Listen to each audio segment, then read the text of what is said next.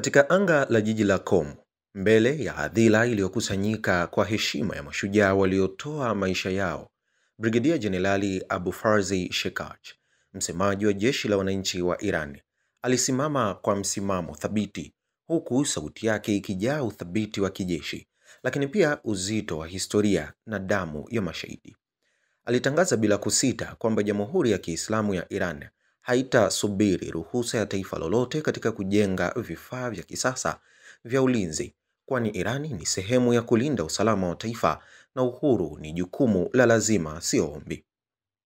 Kwa dhati ya kutoka moyoni mwake, Shekaj alisisitiza kuwa mpango wa nyuklia wa Iran ni wa amani na ni chombo cha maendeleo, tiba, kilimo na viwanda, lakini alidai kuwa kinyume chake mataifa yenye hifadhi kubwa ya silaha za nyuklia na makombora yenye vichwa vya maangamizi makubwa yamekuwa yakiipokonya haki ya msingi ya taifa la Iran kumiliki nishati ya nyuklia kwa matumizi ya amani.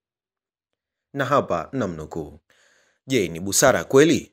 aliuliza, macho yake yakimetameta, "kwa nchi iliyojaa silaha za kisasa kumtaka jirani yake apunguze uwezo wa kujilinda?" Huku akiendelea kwa kauli yenye mshindo, alionya, taifa la Irani halitowahi kusalimu amri kwa shinikizo.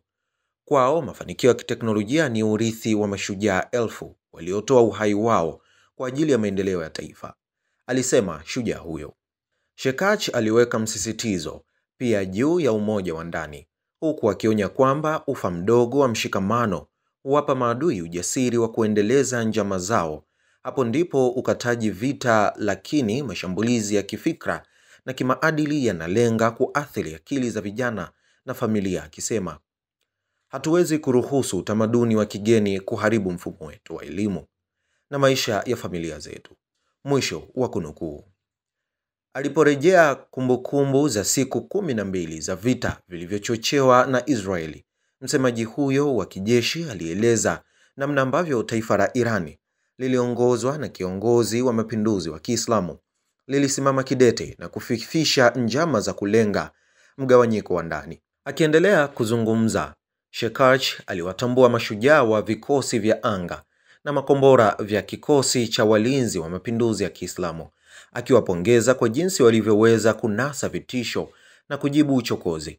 Huku kwa sauti yenye kumbukumbu miongo minne ya mapambano, alihitimisha akisema, uadui wa majivuno ya dunia kwa kile alichosema na kudai kuwa ulionekana wazi tangu siku za mwanzoni za mapinduzi ya Kiislamu, lakini kila njama imekuwa ikivunjika mbele ya uimara wa taifa hilo.